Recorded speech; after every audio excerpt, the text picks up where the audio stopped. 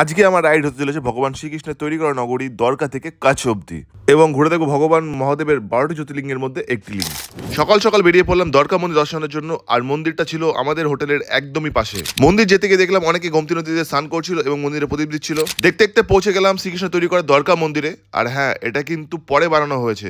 শ্রীকৃষ্ণের তৈরি করা দ্বারকা মন্দির কিন্তু শ্রীকৃষ্ণ দেহত্যাগের পরে জলের তলায় তলিয়ে গেছে। এই মন্দির নিয়ে কিন্তু এখন অনেক রহস্য লুকিয়ে আছে। এই মন্দির বিষয়ে ডিটেলসে তোমরা ইউটিউবে অনেক ভিডিও পেয়ে যাবে।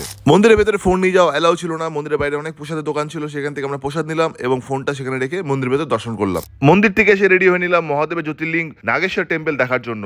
নাগেশ্বর টেম্পল যাওয়ার আগে খেয়ে নিলাম ব্রেকফাস্ট ছিল আলু পরোটা ও দই। আগের দিন দেখা ছিল রানীগঞ্জে রাইডিং গ্রুপে কিছু রাইডারদের সঙ্গে এবং তাদের সঙ্গে একসাথে বেরিয়ে পড়লাম নাগেশ্বর টেম্পল দেখতে যাওয়ার জন্য।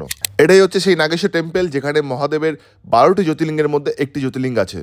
মন্দির ঢোকার সময় কিছু ভাই আমার ইউটিউব চ্যানেলের বিষয়ে জিজ্ঞাসা করছিল এবং তোমরা কিন্তু আমার চ্যানেলটা অবশ্যই সাবস্ক্রাইব করে নিও। মন্দির ঢুকতেই বাঁদিকে পড়লো মহাদেবের বিশাল বড় একটা মূর্তি, আর এই হচ্ছে সেই নাগেশ্বর টেম্পলের আসল মূর্তি তোমরা এখন দেখতে পাচ্ছ। কাজ যেতে গিয়ে পড়লো রাস্তায় এরকম একটা ঝিল টাইপের, তো এখানে দাঁড়িয়ে কিছু ছবি তুললাম। ছবিগুলো আমি ইনস্টাগ্রামে আপলোড করে দিয়েছি, তোমরা অবশ্যই চেক আউট করে নিও। এবং এখানে কিছু পাখি ছিল যে পাখিগুলো আমি আগে কখনোই কাছ থেকে দেখিনি। দুপুরের দিকে লাঞ্চ সেরে নিলাম। লাঞ্চে নিয়েছিলাম মিক্সড রাইস ও ভেজ মাঞ্চুরিয়ান। লাঞ্চ সেরে বেরিয়ে পড়লাম কাছের দিকে। আর আজকে একটা ঘটনা ঘটেছিল যেটা আমি তোমাদের বলবো পরের মিনি ব্লগে।